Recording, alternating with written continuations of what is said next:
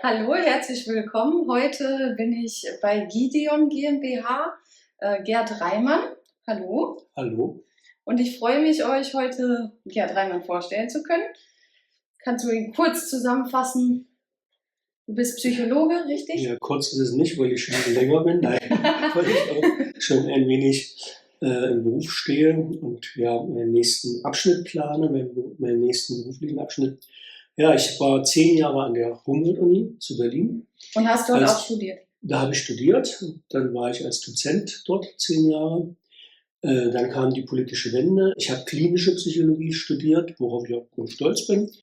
Habe mich dann aber auch ein bisschen, sage ich mal, weiterentwickelt, sage ich immer ganz despektierlich. Habe mich mit Psychodiagnostik befasst und anderen Themen, die mir auch sehr gefallen haben, die ich auch nicht mehr missen wollte. So, jetzt kam die Wende und da wurde gesagt, wahrscheinlich gibt es ganz viele Brüche, nicht nur in der Gesellschaft, sondern auch in menschlichen Schicksalen und Biografien. Da brauchen wir wahrscheinlich viele Kliniker, was ja auch tatsächlich so eingetreten ist. Das war aber nicht meine Zukunft, wie ich sie für mich gesehen habe. Also habe ich ganz mutig gesagt, nein, das möchte ich nicht. Moment mal, aber du hast doch Klinikpsychologie studiert, weil du das eigentlich auch wolltest. Ja, und dann habe ich festgestellt, das ist doch nicht dein Ding. Dann habe ich festgestellt, dass es dann doch nicht mein Ding ist. Ich hatte noch Therapien gemacht, hat noch großen Spaß gemacht.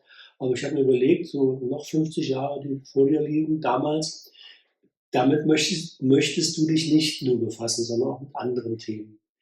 Wo ich ja schon angefangen hatte, mich mit anderen Themen zu befassen. So, und ich war unbefristet, so eine Stellen gab es damals. Das heißt, ich war damals als Anfang 30-Jähriger, war ich eigentlich schon Rentner. Ne? Es war völlig klar, ich kann mein Leben lang an der Uni bleiben und ich war unbefristet und keiner konnte mir was, wenn ich nicht meinen Chef verprügle oder irgendwelche Dinge stehle oder kaputt mache. Dann, also habe ich mir überlegt, was machst du jetzt? Und dann habe ich eine Option von mehreren, war die Gründung einer Firma. Wie alt warst du denn damit? Da war ich 1990, 35. Na, 35 ist ja, da warst du ja sogar ein Jahr jünger als ich. Also ziemlich alt. Oh, danke. Nein, du weißt nicht, wie weit. Ich verstanden. Ziemlich alt für einen Charmant Gründer. wie immer. Ziemlich alt für einen Gründer. Ah. Also heute sind die Gründer so 20, 21, mit 23 sind sie Millionäre. Ich übertreibe jetzt ein bisschen. So. Jedenfalls habe ich die Firma gegründet, natürlich Riesenangst gehabt, weil ich denke, ich bin ein guter Psychologe, aber ob ich auch ein guter Unternehmer werden würde, das war mir damals nicht klar. Und dann habe ich aber ordentlich akquiriert, ordentliche Kunden sind dann bei mir hängen geblieben und wollten sich dann von mir betreuen lassen, von uns betreuen lassen. Habe dann auch Personal aufgebaut. Es hat sich alles sehr, sehr, sehr schön entwickelt. Und das ganze Spiel ging dann 33 Jahre lang. Vor 4, 5 Jahren habe ich mir überlegt, ich bin Rentner, man sieht es zwar nicht an, aber ich bin tatsächlich, ich gehe auf die 70 zu. Also habe ich rechtzeitig begonnen, eine Nachfolgeregelung zu starten. Hatte auch mehrere Interessenten, die meine Firma übernehmen wollten. Der Punkt war aber, dass wir einen bestimmten Prozentsatz an Kunden, weiß jeder Selbstständige, jedes Jahr auch immer neu wieder akquirieren müssen.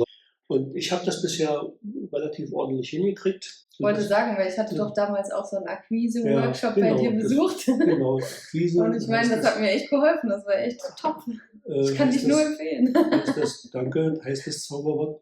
So, und nachdem sich natürlich einige, auch Psychologinnen und Psychologen, daran geübt haben, also auch versucht haben zu akquirieren, haben wir auch festgestellt, das ist nicht ihre Sache. Ne? Weil so heute ist es so, wenn ich 100 Kunden ansprechen würde, also manchmal mache ich es immer noch, um zu gucken, ob ich es noch drauf habe. Jetzt würde ich ungefähr 80 kriegen. Also das ist die Rate. Also die Rate hat sich trainingsbedingt, natürlich auch Alters- und Seriositäts- und Senioritätsbedingt, man muss ja auch mal was Positives sehen, nicht nur negativ, hat sich ausgezahlt. Ja, oder auch mit den Tipps und Tricks, die du hast. Also Ja, ich habe unglaublich davon profitiert. Und jetzt habe ich aber überlegt, was könnte denn Plan B sein? So, und Plan B war dann tatsächlich zu schauen, was hast du denn für Kunden, die hier ganz gut passen und die uns auch gerne mögen. So. Und das waren dann zum Schluss 3. Und wo ich mir vorstellen könnte, mit denen ein Co-Branding, so nennt man das, Neudeutsch. Ja. hinzukriegen. Also mit denen man nicht nur kooperieren kann, sondern mit denen man auch nicht nur enger zusammenarbeitet, sondern denen man das ganze Konstrukt auch übergibt. Und das waren, Ach so, obwohl eigentlich das eure Kunden waren und genau, nicht eure Konkurrenz, sondern ihr habt denen was angeboten. ja. Aber es war eine Möglichkeit, dass die dann sozusagen beides anbieten können. Also ihr Produkt als Ja, auch jetzt das, ja. was du Die aufgebaut hast. drei, das waren zufällig, also das ist eine Firma, die heißt, die sitzt in Kiel, kann ich auch sagen, ist ja alles öffentlich und bekannt und nichts geheim, Currente. Und deren Schwerpunkt damals war gewesen, auch mit relativ großen Kunden in Kontakt zu kommen und die Möglichkeit, denen zu eröffnen, für Mitarbeiter und für Führungskräfte so eine Art Telefonberatung. Es nennt sich EAP, Employee Assistant Program. Das war deren Hauptgeschäftsfeld. Damit haben die guten Umsatz gemacht, die 10-mal so groß. So, und da passierte Folgendes. Irgendwann kriegte ich einen Anruf von der Vorstandschefin. Und die sagte zu mir, wir haben jetzt folgende Situation. Die Kunden wollen weiterhin telefonisch beraten werden, ja, aber die haben mich tatsächlich gefragt, ob wir nicht jemanden hätten, den wir auch hinschicken können. Also es gibt eine Situation in unserem Unternehmen, wir wollen jetzt mal jemanden zum Anfassen haben. Also richtig persönlich sprechen. So, und diese Kompetenz hatten die nicht. Da hat sie mich gefragt, könnt ihr das? Ich sage, ja, das machen wir. So, damals hatte ich mich auch schon sehr intensiv mit dem Thema Notfallpsychologie befasst. Und das waren fast alles notfallpsychologische Themen. Also sprich, wenn ein Mitarbeiter Suizid begangen hat, also Ja. die Kollegen dann zu betreuen nach Suiziden. Überfälle, ganz viele Überfälle, also wo Mitarbeiter gerade im Bankenbereich überfallen worden sind, die also in die Waffe gucken mussten und sehr existenziell bedroht worden sind. Ja, bis hin zum Schluss, das waren dann die vor ein paar Jahren die ersten sehr viel größeren Aufträge, sprich auch Terrorlagen. Ja. Wir haben praktisch alle notfallpsychologischen Einsätze, damals hatten die noch keine, jetzt haben sie natürlich welche Notfallpsychologen, wir haben alle notfallpsychologischen Einsätze für die gefahren.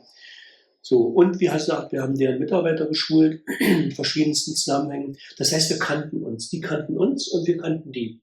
So, und das war also neben 2 anderen noch, das war so mein Hauptfavorit. Ich wusste auch, wie die geführt werden. Und ich habe die irgendwann gefragt, na, wie wäre es denn, wenn wir noch mehr als zusammengehen und so eine Kooperation haben, die dann schon fast so ein Verschmelzen der beiden Firmen beinhalten würde. Und die haben ja gesagt. Ne? So, und jetzt wird es ein bisschen interessant. Was ich dann am Ende des Verkaufs, ich wollte ja dann praktisch, dass wir gekauft werden von Currente in Kiel. Und als wir mittendrin waren in den Verhandlungen, kriegte ich die Information von den Vorständen von Currente, ja, wir stehen selber in Verhandlungen, wir sollen selbst verkauft werden. Und zwar an einen Konzern in Frankreich. Der Konzern in Frankreich heißt Human & Work und ist selber auf Einkaufstour in Deutschland. Das heißt, die wollen mit den Zukäufen in Deutschland, war das Ziel, das erklärte Ziel, Marktführer in Europa zu werden. Die haben Firmen aufgekauft, genau.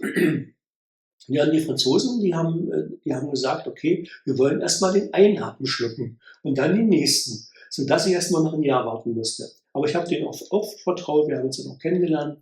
Die haben erzählt, wofür sie stehen, die wollten dann von uns wissen, was wir machen. Und vor allen Dingen haben sie von den Mitarbeitern, die sie inzwischen gekauft hatten im letzten Jahr, wollten sie wissen, was passiert denn, wenn wir jetzt Giga nicht nehmen. Und dann haben die Currente-Mitarbeiter gesagt, ja, dann können wir einen Großteil unserer Notfalleinsätze nicht mehr fahren, weil das macht ja alles Giga.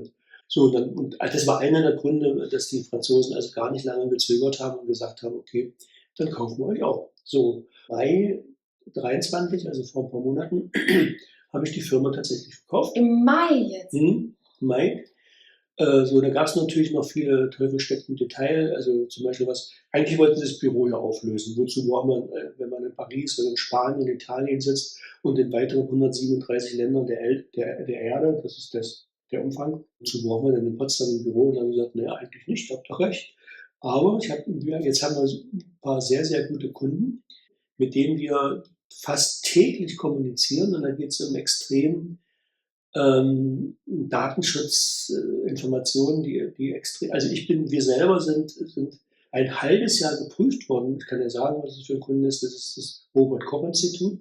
Wir selber sind ein halbes Jahr geprüft worden, bis das Robert-Koch-Institut gesagt hat, jawohl, ihr erfüllt unsere Bedingungen. Ja. So, und dieselbe Prüfung läuft jetzt gerade mit den Franzosen.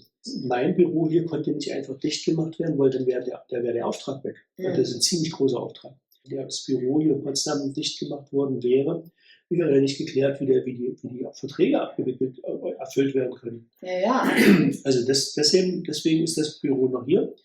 Aber alles, meine Mitarbeiter, die freien Mitarbeiter, Mitarbeiterinnen, die Praktikanten, also alles, also man nennt es die Assets, nennt man das, die werthaltigen Gegenstände, wurden alle gekauft. Das heißt, die arbeiten jetzt mit mir noch, aber das Geld bekommen sie aus Frankreich.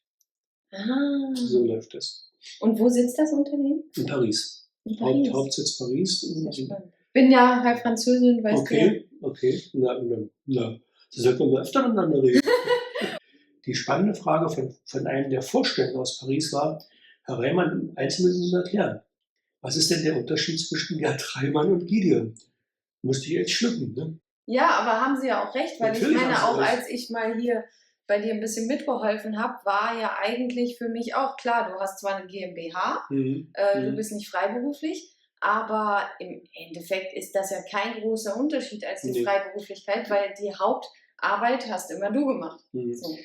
An Gideon hängen Verträge dran, in Klammern, und nicht an Gerd Reimann. Das hat dann nichts mehr mit Gerd Reimann, also zum Beispiel den Vertrag mit RKI hat Gideon und nicht Gerd Reimann.